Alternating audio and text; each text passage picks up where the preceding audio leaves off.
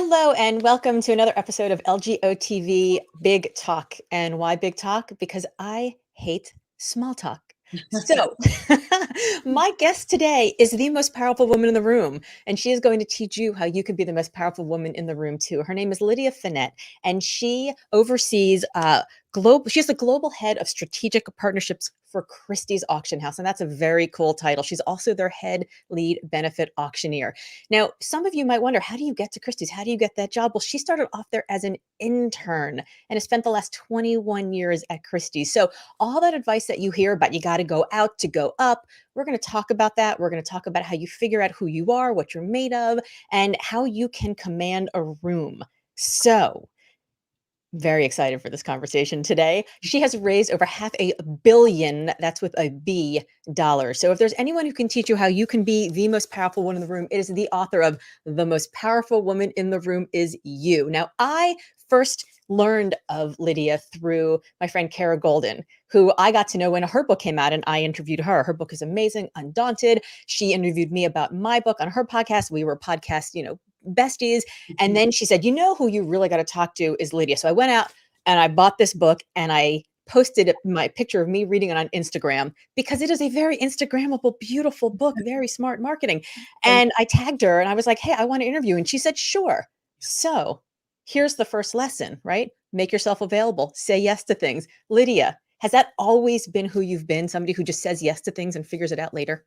Absolutely. And I think it is the key to success. If I am completely honest with you, there are so many opportunities that by just saying yes, other doors have opened, and not only open, but come flying open. So whenever you are having one of those days where you think to yourself, yeah, I just don't really feel like doing this, just put on some makeup, go out there and do it, because honestly, it pays off in spades over time.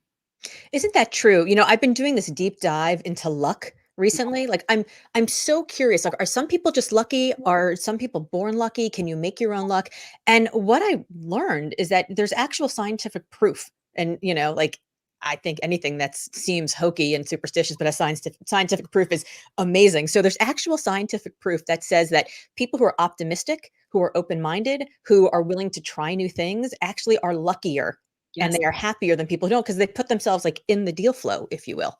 Exactly. And I think you also get to the point too, which, as you know, is probably the best thing in life, where you understand that rejection doesn't stop you. Because if you keep saying yes and you keep taking action on things, over time, something will pay off.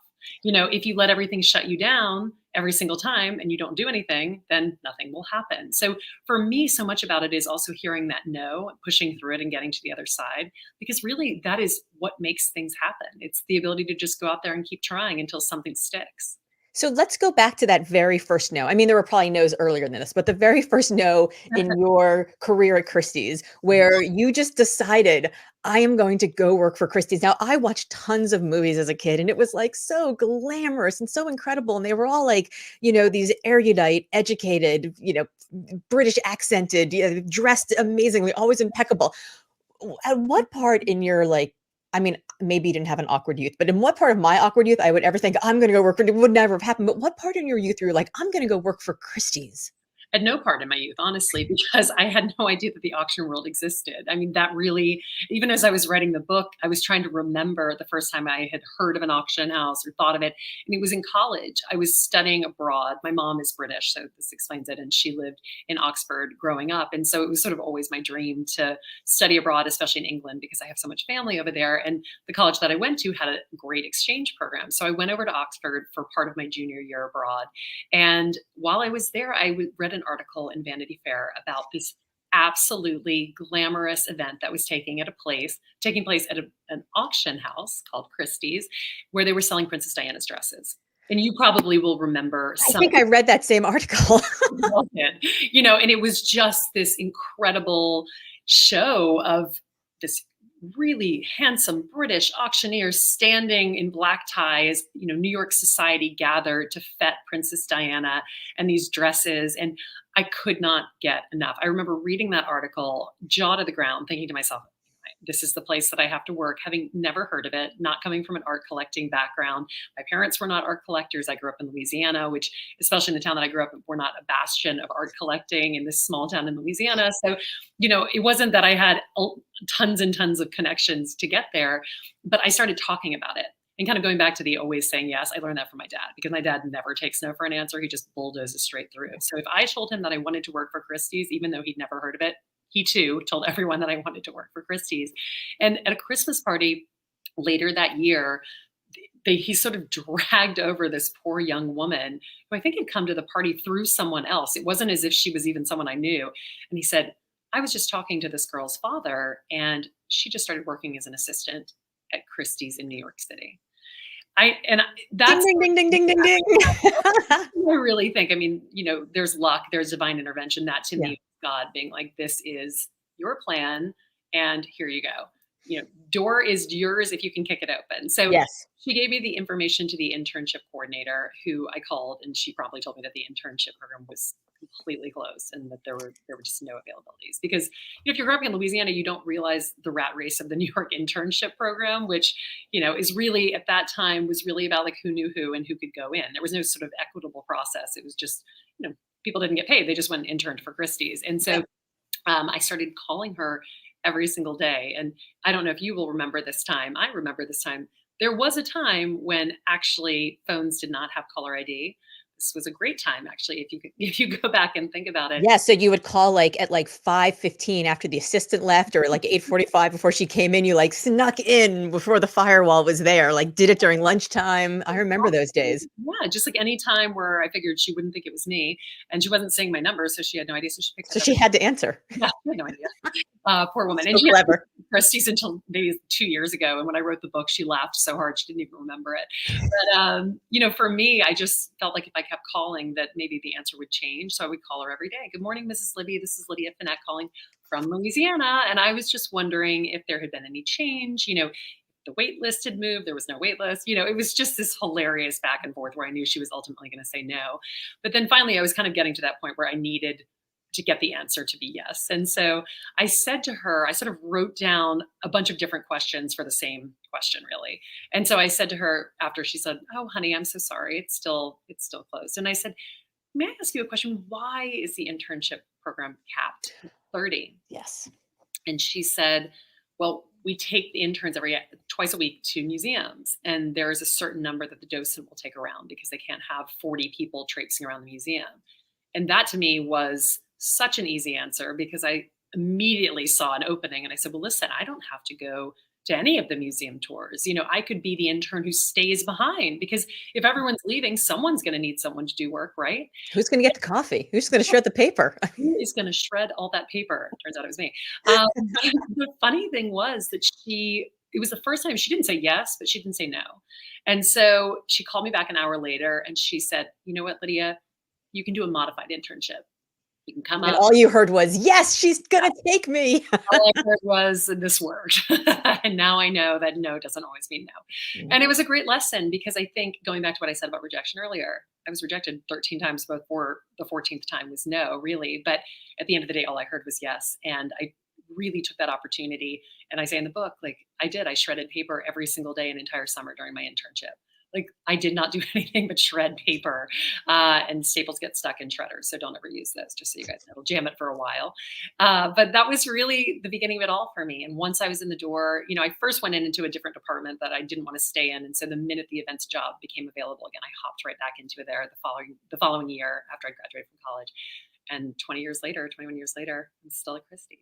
Still at Christie's. So, yeah, I so relate to that story. I mean, my career started off with me volunteering on a presidential campaign, and I was the gal who got the coffee for the gal who got the coffee for the guy who got the coffee for the gal who got the coffee. I mean, it was but I was there. I was in the room where it happened. I got to see things, and I got to learn lessons. And there was, even if I didn't quite understand what was happening around me, there was osmosis. There were lessons that I would then take, and later in my career, I'd be like, oh, that's why that made sense 10 years ago. And so I wonder if the work that you're in now, Mm. Just like, okay, let's just be clear. Mhm. The incredibly erudite British accented, bow tie, black tie, everyone hanging on their every word, auctioning off Princess Diana's dress Mhm.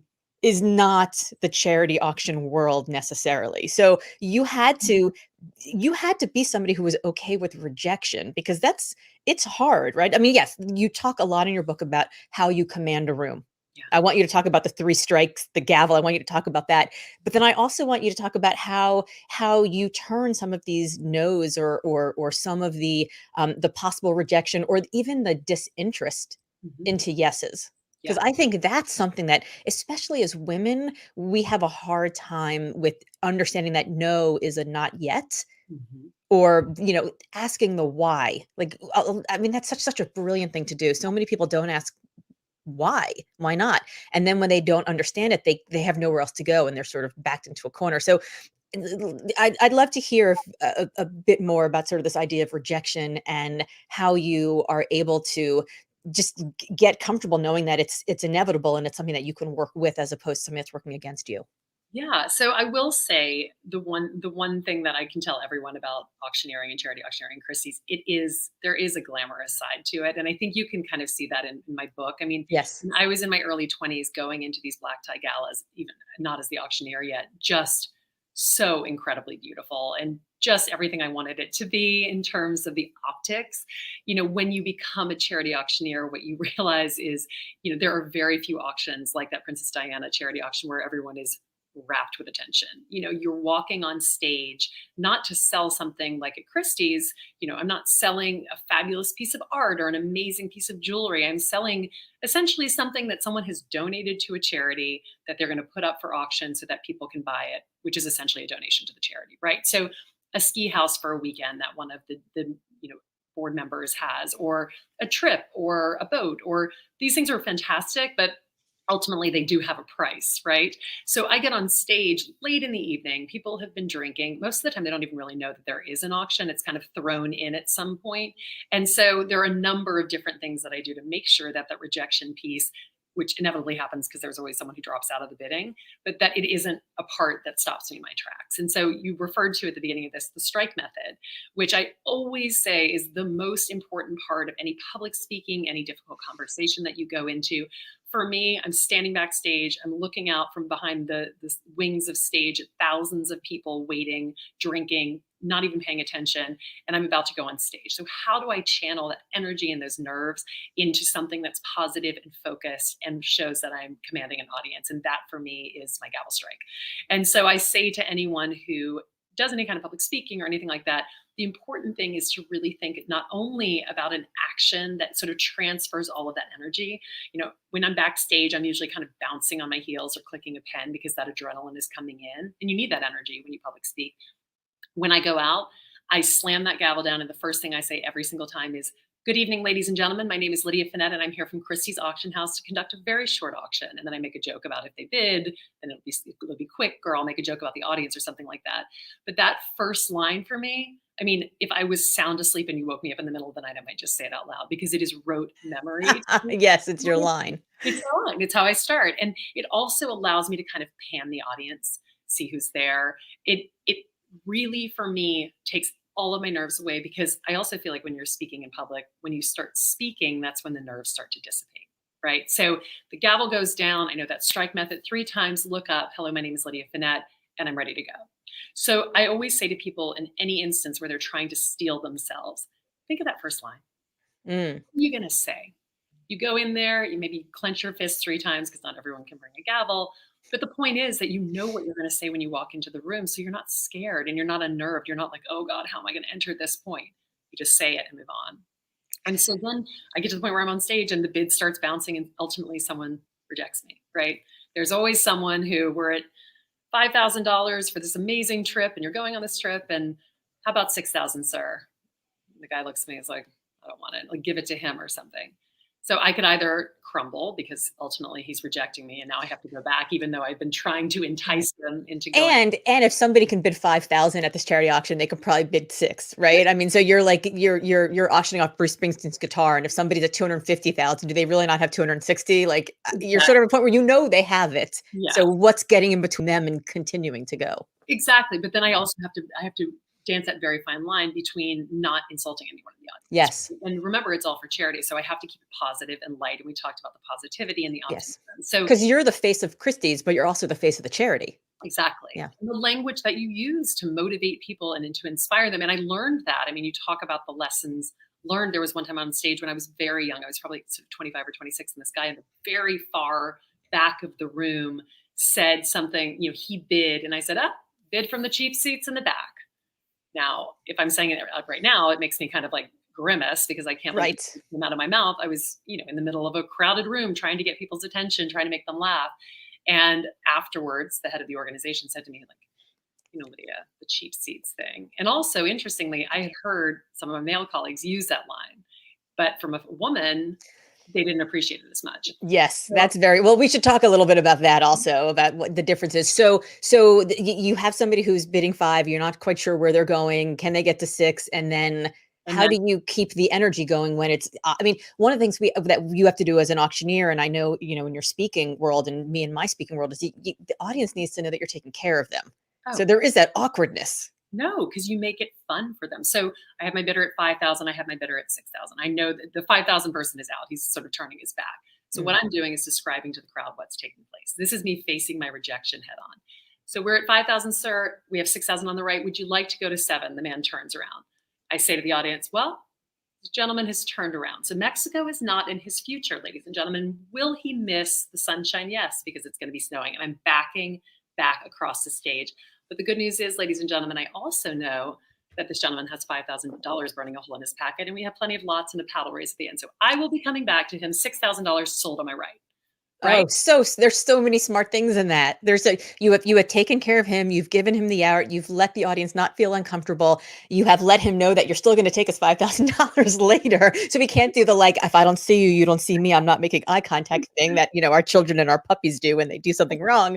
And you're physically moving back too, so you're allowing that distance. Yeah, I Brilliant. like to say it's so funny whenever I'm on stage, it's sort of like I move towards the target, and then if the target is not there, moving away from it while continuing to acknowledge them with my hand or with my voice, and then turning to this person and giving them the full shine, right? Such a power move. It is such a power move. You're like, "You are my prey, but Yes. I'm going to decide that I'm not gonna swallow you whole right now, but I'm still keeping you in my sight line so I can pounce any moment." I mean, it's just talk about commanding a room and being the most powerful woman. That is fascinating. It's so fun. And honestly, the best part about it is that when I hit that paddle raise at the end, I start at 10,000. Is anyone at 10,000? 5,000. If someone here tonight did not get to go to Mexico, but feels like donating 5,000, like, and the person, whether or not he raises his hand, will always acknowledge it with a smile. It's like, whatever, they'll come back in at probably 1,000 or 2,500, but maybe they wouldn't have given anything. I don't know.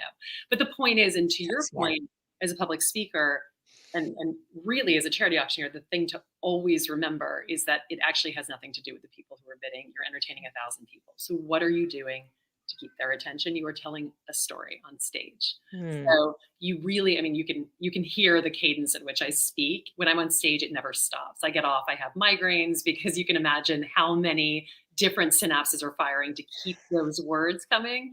But that's what rejection looks like for me. And even in a real life scenario, oh, this isn't going to work for you. Well, I'll come back to you in 3 months and see if the CEO made a different decision, or I'll come back to you in 6 months and maybe you will be the CEO and you'll make the right decision, right? That's rejection. That doesn't hurt or feel bad.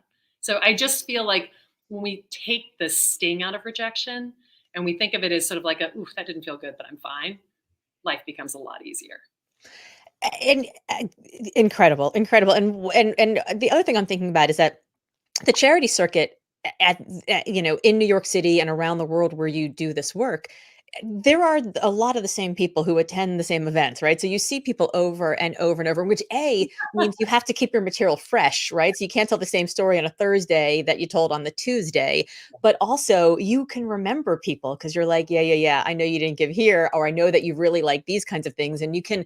It's almost like you are doing your research on your targets throughout the entire auction season, the Yes. entire gala season. Yes. I mean, I've definitely had people come up to me in New York during, pre-COVID and say, "I've spent 3 nights with you this week." I spent more time with you than anyone else. Yeah, So name you have to be entertaining. Yeah, and I think that the point is, and again, you're a public speaker, so you know this, the audience gives you everything you need. As I said, like, it doesn't actually matter what I'm selling half of the time because, and you also said this at the beginning, people in many cases have plenty of money to spend. So what keeps them spending is whether or not they're having fun, right? So if I'm looking at, I always identify people by either the color that they're wearing, some defining feature. If they have glasses, I give them a celebrity doppelganger. It always mixes up, but for me, it helps me remember who's bidding. People are always like, "I'm the one in the red dress," and I'm like, I don't even know what that means. Like, Yeah. what auction? But for me, that at that moment, the woman in the red dress on my left, who looks a little bit like Heidi Klum, so she feels great. She knows she's wearing a red dress. I can come back to the color red. It's a powerful color that I love. It's the color of my book. I feel like we're already best friends. I mean, there's so many ways to connect with your audience and draw them in. And then once you sort of have those key players around the room, when things in a charity auction, when people start talking or the buzz gets loud as it always does around lot 3, you need to get that room back. You go to the lady in red, the powerful lady in red. Could you and your table quiet the rest of the room so I don't have to? And there you go, table 11. They're all shushing the room, and then I don't have to stand up there and do it. So you learn these tricks. I mean, I've been on stage for 16 years, 100 Yes. nights, or 100 nights a year in some cases. And over time, it's just like this evolution of these tricks and these sort of small language-based motions that can really move and drive a room and command an audience. And that's really why I wrote the book, because I felt like I had so much to give and it was so fun for me. You can tell I love talking about it. So how much fun to write these stories into a book and give them for other people to read and hopefully be able to use in their own life or to think about as they're in their own life. It is an incredible book, and as somebody who spends my, pre-COVID, spends my time on stage, I was enjoying some of the stories, and I was like, "Oh, yeah.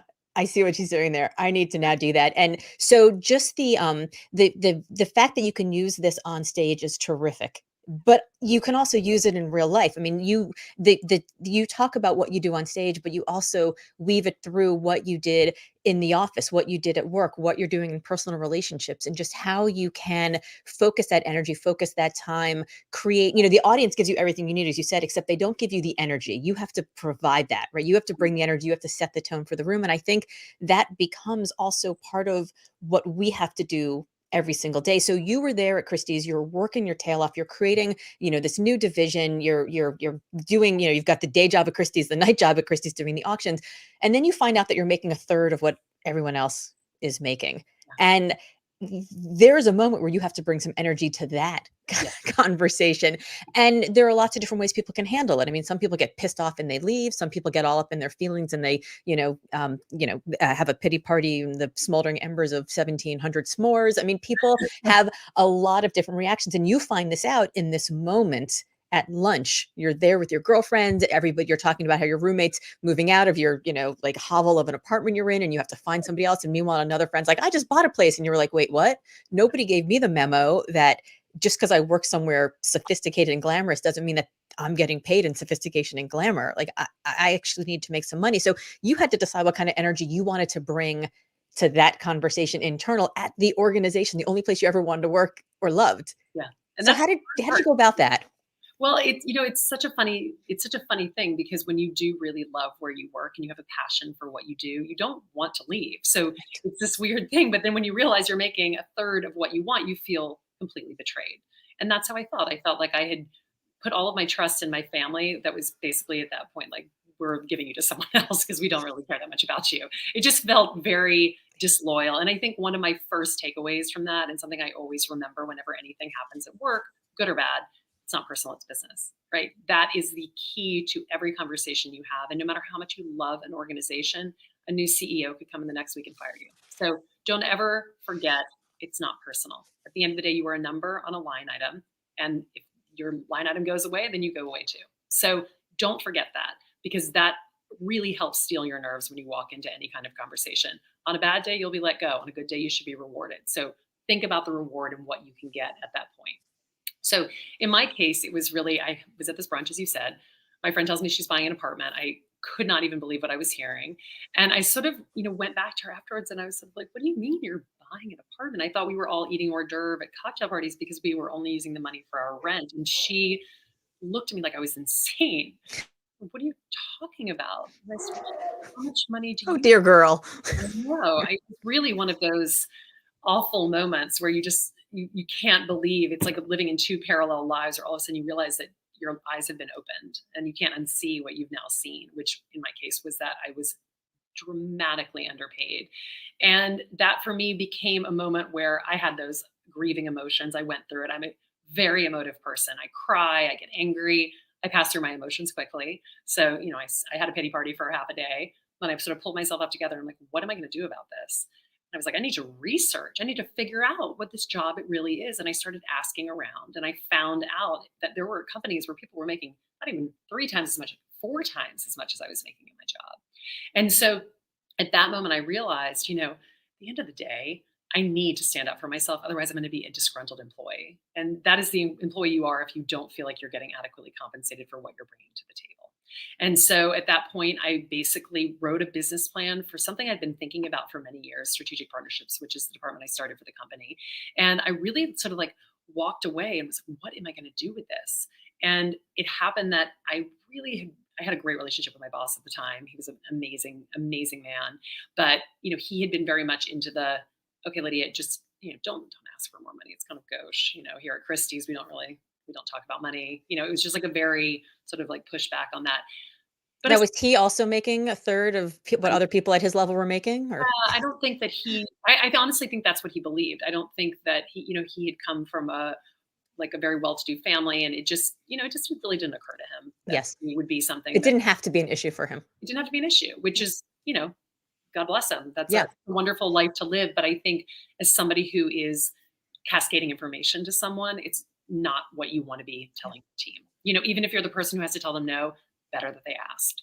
And so, I basically, after I had this information, I found this out and I went into his office kind of meaning to say, I'm thinking of leaving. I have a job opportunity or something like that. And then I got into his office, and as often happens with me, emotions kind of take control and I get very serious. And I said, I'm leaving in 2 weeks. And at the point, I was the head of events for North and South America. I'd really built up the job to be a job that I knew how to do like the back of my hand. My team was very young and we were walking into the busiest time of the year. So as I said the word, So you have all the there. This is interesting because I think there are very few times in your career where you have all the cards, and there are even fewer where you realize you have all the cards in that moment, and you had both. Yes, I had everything I needed. At that point, the only piece I was missing was really the confidence to go in there and do it. Yes. And somehow I walked in there, and I think that sort of anger and the embarrassment of being so stupid as a 20-year-old woman and not realizing that money was going to be something that I needed to understand and know about. All of those feelings just came out in this very clear and concise package about how I was leaving in 2 weeks. I was not leaving. I did not have a job offer. So that's something that everyone should know. And his face showed me that I had hit the nail on the head. Like I was right in all of my assumptions. He went bright red. He got flustered. And then he said, there were a couple of questions before this, but ultimately, what would it take to make you stay? And if you can even imagine the composure that you have to keep at that point when everything that you wanted is all of a sudden now at your disposal, and I just went for broke. I want you to triple my salary. I want to be an international department head, and I want to start a new department that is not a support department like events, but rather a revenue driving department called strategic partnerships, and kind of laid it out for him. And he sat there and he listened and he said, I'm going to call HR and I'll see what we can do. Literally by that afternoon, I had everything I wanted. I sat in a meeting with the head of HR and with my boss. Like that's how quickly this was turned around. I went sat with my boss and the head of HR, and they slid a piece of paper across the thing that had the comp was on point, the senior vice president title. The only thing that they wouldn't give me was the global title because I hadn't sealed a global deal. So the conversation was, Lydia, if you complete step one, you sign a global deal, then we will give you the global title. And they pushed the comp across the table, and I pushed it back and I said, there's no step one because there's no step two. If I don't get what I want, then I leave. And my boss literally went, huh. Again, I was not leaving, but I figured at this point, if they'd given me all of that, the least they could do was just throw the word global on I it. mean, there's a moment when you're like, they smacked my first bid. I definitely asked for too little. Like, I'm not so sure. Obviously, I should be making, more than the CEO as of this morning. What I've just proven to myself is I've been so wildly underpaid that you make up for that over the course of a 4-hour period. You clearly know how to extract money out of people. Exactly. It's your gift. Yeah, here we are. So yeah, that was it. And by the end of the day, I had everything that I wanted. And for me, that was the biggest lesson about asking for things. And again, I've asked for things that I definitely have not gotten at work. I've definitely asked for more salary increases and had not received them, or incremental salary increases and not received them. But at the same time, I've asked, and that feels empowering. And even if ultimately there's rejection, at least I asked. Yeah, asking is such an important thing. I think, and I think as women, we don't ask enough. We certainly don't ask enough. We wait to be asked. We wait to be asked 17 times, and every one of the 16 times ahead of time, we're like, well, maybe not me, maybe somebody else. I'm not so sure. It's not ready. I'm not perfect. And like nobody else is perfect. Look, I love straight white guys. I married a straight white guy. We've been married for almost 25 years, but God, I wish upon women the confidence of a straight white dude because it is I know, it's amazing. it's like in their DNA. I always say that I have two brothers. I'm married as well, and my husband has a great group of guy friends, and I've learned so much from all of those people and my father in my life, just because there's almost like a bombastic attitude towards asking for things. There's one of the guys who's really good friends with us always tells a story of a man who walked in after receiving his bonus check, form of check. This was about 10 years ago, and ripped it up in front of his boss. I was like, "What is this?" And just walked out. And I could not, I couldn't even conceive any female I know walking into an office and ripping up a check just because you would just never in a million years do that. And I honestly, to this day, I think about what it takes to do that, and how much confidence you have to have in your job and in yourself to be that flippant about asking for something. But what a gift to be able to do that. It's absolutely stunning. I was working at an executive search firm, and the partners in the firm had all in the dead of night gotten together and decided to leave and start their own firm, leaving the CEO by himself with, $250,000 in debt and no book of business. And it was me and like 6 other people who were 25 years old. And I remember looking around thinking, well, we just bought a condo and I got to pay the mortgage, and shit, this job better exist. And I walked into his office and I presented a plan of how to save the company. And then we spent the next 8 months putting that into place, and we were doing great. And at the end of the 8 months, I'd sold my own full book of business. I was out in the world, and I walked into his office and I was like, listen, I'm an associate at this firm. That's my title. And I think I need a bigger title, because if I'm going to be representing you in the outside world, if you give me a bigger title, I'll be able to sell bigger deals. And Yeah. he looked at me and he said, shame on you. I don't have a title. You don't need a title. I can't believe you're in here asking for a title. Shame on you. And I looked at him and I was like, your name's on the door. If you put my name on the door, I don't need a title either. But in the meantime, I think I need a title. And Yeah. all I wanted was to be a senior associate. And then he said no. He basically told me that I was, an absolutely that I was absolutely out of my mind to even ask for it. And a few weeks later, he brings in a friend of his. This is my friend. I've known her for the last, 50 years. She's an adult. She's another grown-up. We need another grown-up around here. She's going to be the new vice president of our firm. She had no experience in the work that we were doing, but she was going to be a new vice president of the firm. And I walked into his office that afternoon and I said, listen, it's Friday afternoon. I'm going to leave, and I'm going to come back on Monday morning, and we're going to have a conversation about my future in this firm, because right now I don't see one. Yeah. Because I had the same experience. I was like, what are you talking? Like, I had that same, I felt betrayed. And we walked in, he called me all weekend long. I mean, I had a whole book of business. Like, yeah, he needed me to be doing the work I was doing.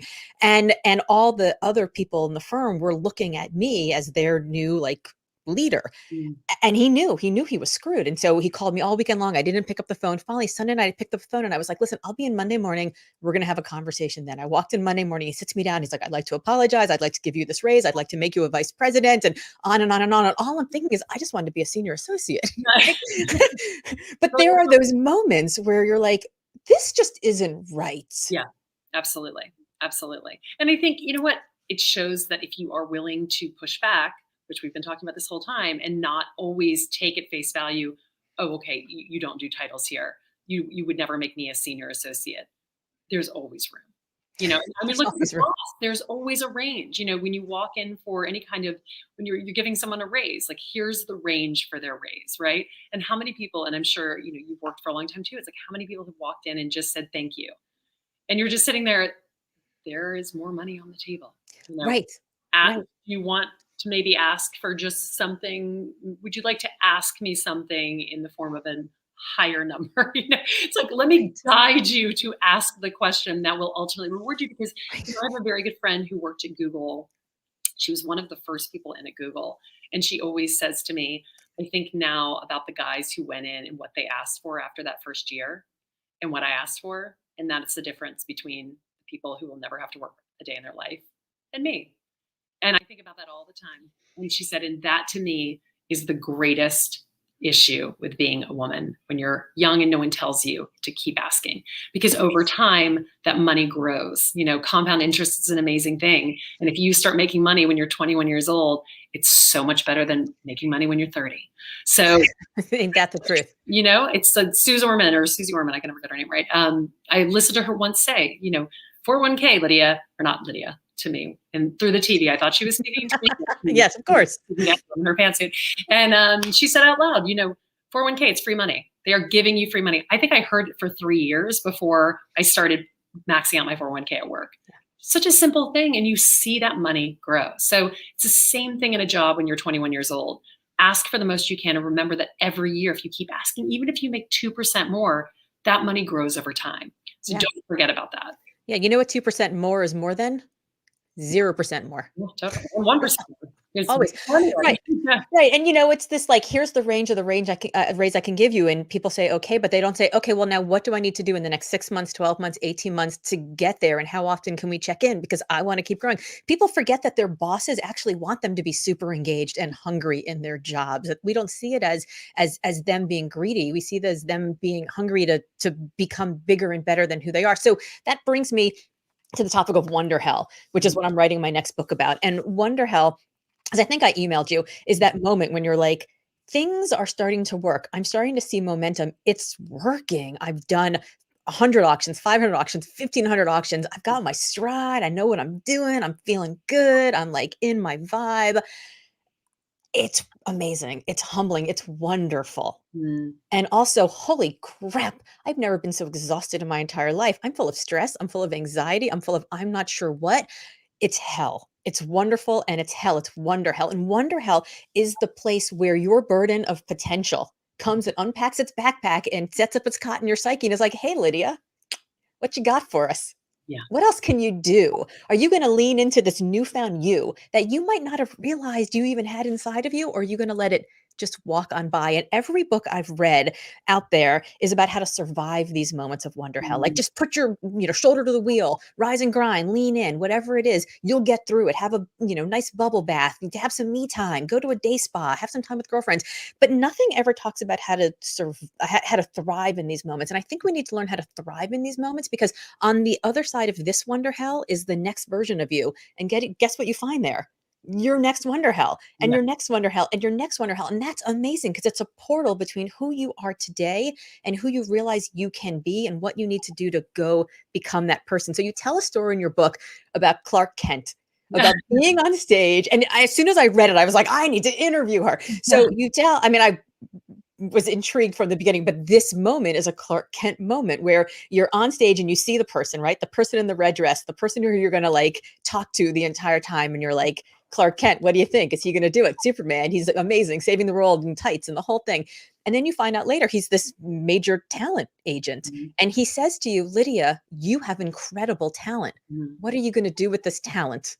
And you're in this wonder hell moment of, how big is my ego? How much do I want? Yeah. Can I do it? Should I do it? What's the big thing? And you decide you want to write this book. Yeah. So I would love for and not just a book. You're like, I want to write a book and I want it to be a big book. Yes. I did not So want to write a small book. yeah, like why go through the process of like writing a small book? Yeah. Although I will say, when my book came out, we did all the, Good Morning America, New York, and Today Show and all that. And one of the big women's magazines decided not to write about it because they said it was a little thin. And I called my publicist and I was like, "It's the first time a women's magazine ever called me thin."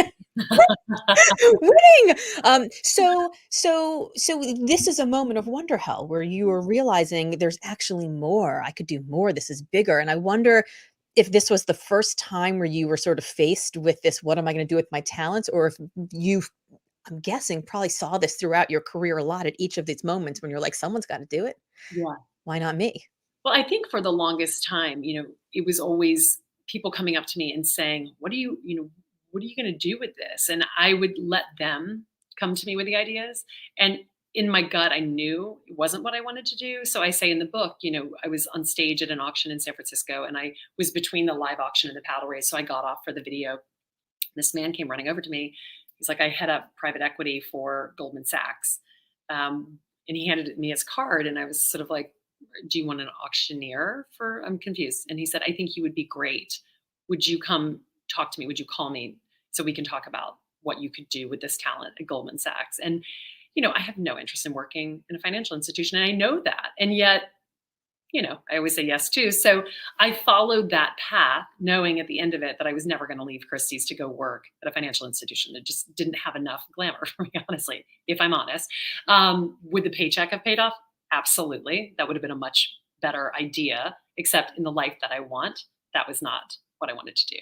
And what I saw in front of me is the vision for my life. That was not where I was going. Same thing with the Real Housewives of New York. I would have a producer or a contestant on the show come over, or not contestant, but a person on the show come over and say, you would be so good on the show. And I would say, yes, because of course I've always wanted to be on TV, because isn't that what if you have a personality and just seems really fun and you could go on TV and be famous.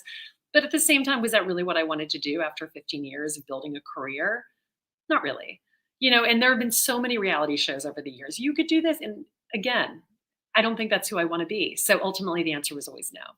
So that moment for me, that Clark Kent moment for me was, Lydia, what do you want to do with this talent? What is this going to be? And when I decided to write a book, as I said, it was about not only just writing the book, and I've had this conversation with my editors so many times, like my book could have sold 2,000 books very easily, but I refused to let it sell 2,000 books.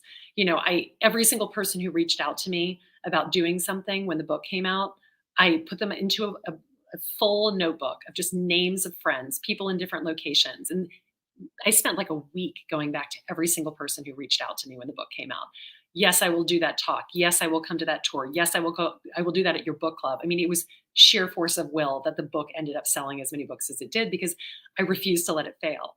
And I think that wonder hell, when you realize that you've put yourself out there and you want to back it up, that becomes the moment where you unlock such potential. And then I think you also gain so much confidence on the other side of it. People say to me, like, when did you feel like the most powerful woman in the room?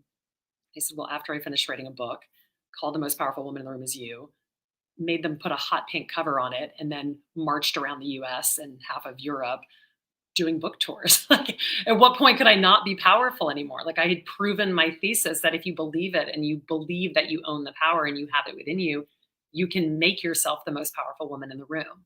And so that, I think, for me, was that wonder hell. But now that I've been on the other side of it, I am looking for the next step, which is, as I said, why I have the proposal for my book sitting also on the side of the screen right now for my next book. Like, I'm pushing myself into that, even though I know what it takes to have a book, in the same way that you have a child, you have to sort of create this book and then send it off into the world. So it's an interesting concept, and I totally agree with you. And I love the name of your book. Well, I think we've all had those moments. I mean, when my book came out, I wrote my book because I was a speaker. I was on stages, and as I was getting on stages with bigger and bigger speaking fees, I'd look around and I was like, all these other people have books. I should Yes. probably get one of them because I needed to be legit, right? Like I needed to be the most powerful woman in the room. I needed to be limitless. And people ask me why I wrote the book. And I'm like, because I needed it. I wrote the book I needed. I needed this book 10 years ago. Yeah. And so the book debuts, it debuts, right under Michelle Obama on the Washington Post bestseller list. I'm speaking on, stage in front of, 2,500 people. I take a selfie with Malala. It's the weirdest week of my life. And I also realize I might have undersold myself here. Like I might have set my goals too low and maybe I want more, right? Like I've been on the Today Show. I want Good Morning America. I've, been on, all these different podcasts. I want to be on Super Soul Sunday. Like, she got to talk to someone under the oak tree. Like, why not Yeah. me? Like, and you get these moments where you suddenly realize my ego is bigger than I actually thought. And Yeah. I'm actually okay with it. Like they say, if you can name it, you can tame it. And I think that's bullshit. I think Yeah. if you can name it, you can claim it. But like we have to go out there and want it. And so I'm wondering, in the writing of your next book proposal, how the launch of this book impacted and influenced the goals now you're setting yourself for the next book. Oh, I mean, the mountain gets higher every time. There's no question about it. I reference my best friend Mary in my book many times because she's really the person who has the delusional optimism I do in life. And we constantly talk about, you know, 15 years ago when we met, and our big dream was to, attend the Met Gala in New York City. And then we did that 5 years later. We were like, our next dream is to go to the Oscars in LA. I mean, we just set these hilarious dreams. And then she wrote a book, and I was sort of like, I should write a book too, because Mary wrote a book. So I should also write a book. She gave me her best friend's agent. Our second book, her second book, and my first book launched on the same night. We did our book launch after party together. I mean, all of these things, I think, because of your ego, because of whatever it is you want to claim out in the world, it's up to you to decide. And that's what makes it fun. I don't think I'm even close to the height of the world that I want to live in. My first book was optioned for TV and film. Who knows if it will ever get made? We've written the pilot, but if that one doesn't work, then let's try another one. And I think that's just, if that's the way you want to live your life. Some people are like, oh, that's so exhausting, always chasing the dream. It's exhausting if that is how you feel about that. I don't feel exhausted by that. I feel exhilarated by that.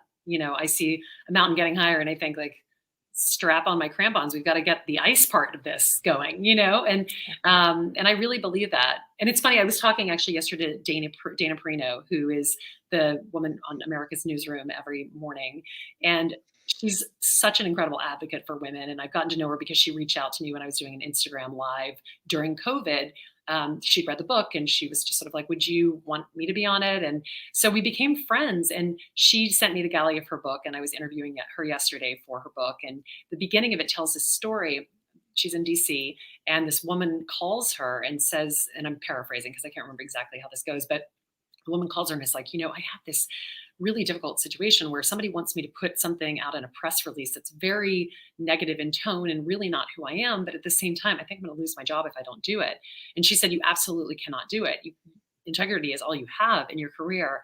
And the woman said, but I'm not Dana Perino. And she said, well, how do you think I became Dana Perino? And I said to her, it's how she opened the book. And she said, it's interesting because there were a lot of guys on the team who sort of put this book out who told me to take it away because it sounded too arrogant. And I said, it's amazing because you get to this point in your career where you just don't care anymore. And she said she slept on it. And then she said, no, let's just leave it in.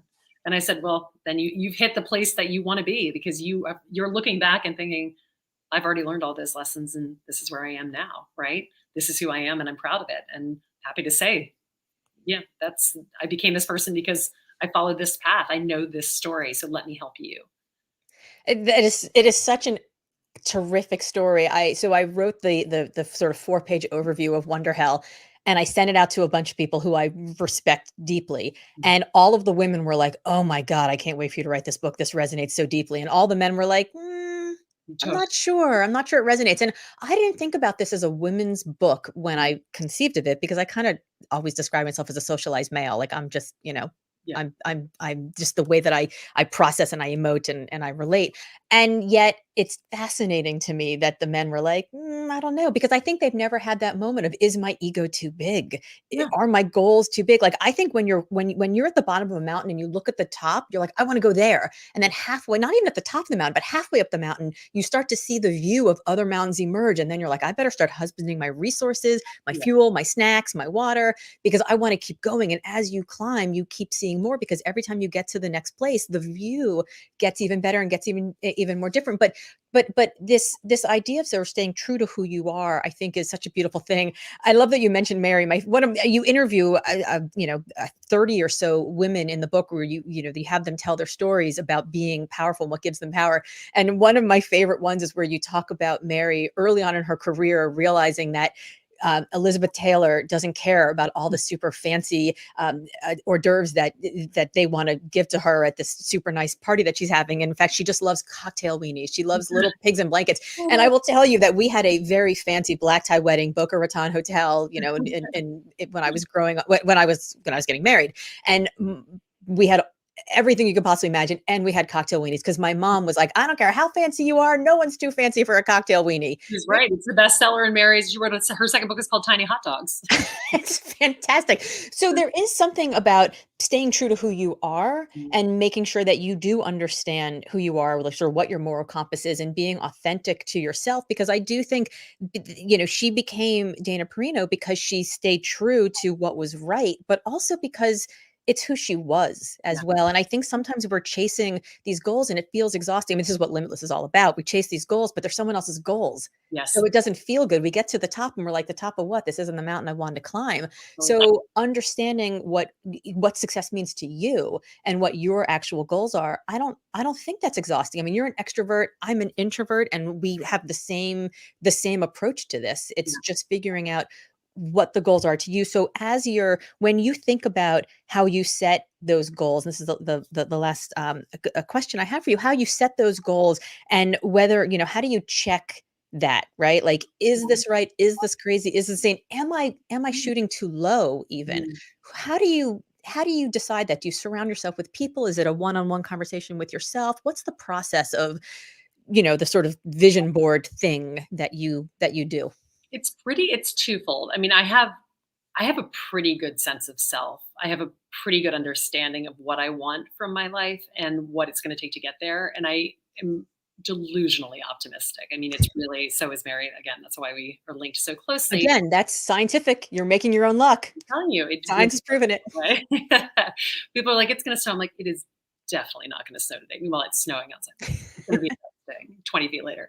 But I really do also rely very heavily on my friends. I mean, whenever, I tell this story many times to many different people about the impact of friends. When I was on my book tour, I was absolutely gassed. I mean, I was so exhausted by the end of everything. I really thought it was going to be a month.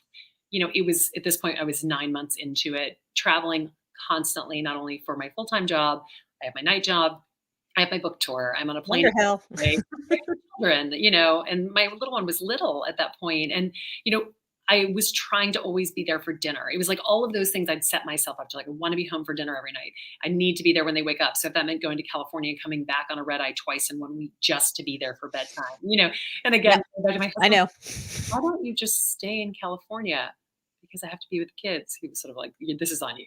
Honestly, they don't, Lydia, they don't, but it was so important to me. And I remember getting on a flight and I'd gone to California. I'd come back. I was going again. And this was going to be a 2-day trip. And my daughter woke up as I was leaving, 7 o'clock in the morning, wailing, why are you leaving again? What? For me, it had just been to be home for that one day was, and then I was going to be home 2 days later. And then I had a nice stretch and just sobbing.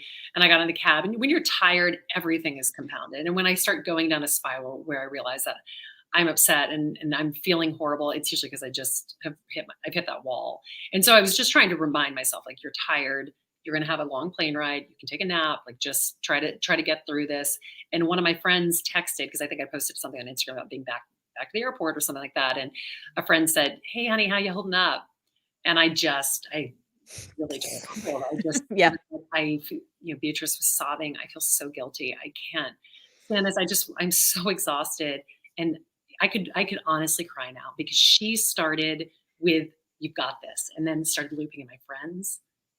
I mean, it was like the moment that you need and you realize that there's a net underneath you that is so strong that even if you were to fall, there are 20 people who've got you. And that's when you realize that you've done it right. You climb that mountain, but as you said, you're resourced because those women were there for me. They knew what I needed. They knew I needed positivity. I just sat in a chair and sobbed. I mean, the man next to me was sort of like, you okay? I'm not sure that I am. I really You okay, honey? a really good cry right now. So you just pause over there. I'm gonna turn on a movie and pretend I'm crying at the movie, but actually I'm just crying. In 20 full minutes of sobbing until I could barely breathe, I felt great. And then I fell asleep and I got off the plane, new day, new start. So, you hit that low. It happens all the time. It happens to the best of us. It happens at the peak of your life when everything's going so well and there's still a low, and that's okay too. But that's what it's all about, right? It is what it's all about, and sometimes it is about understanding the things that we do that we think we're doing for others. Sometimes we're doing them for ourselves, Mm, right? Like saying, "This is all on you." yeah. There were moments where when my kids were younger, I mean, my kids are 16 and 18 now, so I'm a little further down the line than you, that I would say like, "Oh, I remember picking them up from school one day and I said something like, "Oh, I'm going to DC tomorrow." And I remember them saying like, "Again?" And what did I think immediately? I'm like, "Oh my God, they think I travel too much. They think I'm a terrible mom. They think I'm never there for them." So immediately, what do you think I responded with? I said, "Do you think I travel too much? Totally. Am I not there for you enough? Am I a terrible mom?" Like, yeah, did I not do my job as a mom? Yeah. Right. And their response was, "No, you were just there last week. So we're just surprised you're going back to DC again instead of Never in a somewhere funny else." Like, situation. yeah, and then, of course, they add on, "And by the way, we have lots of people who love us, so it's not, our lives are really Yeah, full. It's not like we miss you that much when you're gone. So, yeah, or thanks, kids." dad lets us watch shows when you're gone on the weekdays. Totally, And totally, like chocolate cake for dinner and, all the cartoons they can eat. I mean, that's awesome. So, but it is interesting because we do put a lot of that on ourselves, and the guilt and the trauma and the drama that we do as women. I think is it's so many of them are self-inflicted wounds. yes. But also, we do I think part of the wonder help thing is that if men have experienced wonder help, they've experienced in the workforce, but they haven't experienced at home Yeah, and with their friends and as a daughter and as a mother and all the rest of the things as well. So I really appreciate that additional nuance that you've added. So let's wrap up. Tell the fine people who are listening where they can find you, where they can buy your book. absolutely. So you can find me. I have lydiafenet.com, which is a website which shows pretty much everything I do from speaking to auctions and to the book. And then in addition to that, I have the book, The Most Powerful Woman in the Room Is You, which is available in your independent bookstores always. Please shop independent because I love bookstores more than anything in the world. Obviously, you can find it on Amazon or Target or anywhere like that as well. But if you have a great bookstore, go and order it through them, please. And follow me on Instagram because that's where I spend the majority of my life because that way when my mother always knows where I am, which is, the most important thing in life. I really started my stories for her because then she couldn't say that she didn't know what I was up to. It turns out the most powerful woman in the room is your mom. By far the most powerful woman in the room, aside from my 3-year-old. She's the most powerful woman in the room, always. Always, always. Thank you, Lydia, so much. This was a fantastic conversation. I appreciate you spending the time with us today. Thank you so much for having me. It was a pleasure.